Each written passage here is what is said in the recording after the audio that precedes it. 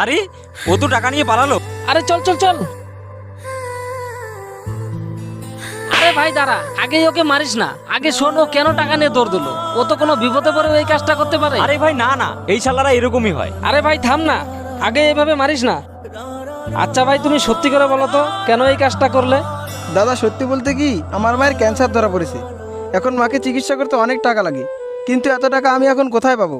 আমি কোনো উপায় না পেয়ে আজ এই কাজটা করেছি। দেখ ভাই, ছেলেটা অ্যাকচুয়ালি চোর না, ওর মায়ের জন্য আজ চুরি করতে বসেছে।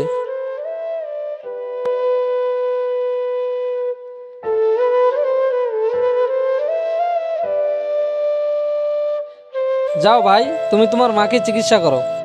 তো বন্ধুরা, ভিডিওটি ভালো লাগলে একটি লাইক করে দাও, আর এরকম ভিডিও আরো দেখতে হলে চ্যানেলটি সাবস্ক্রাইব করে আমাদের সাথেই থাকো।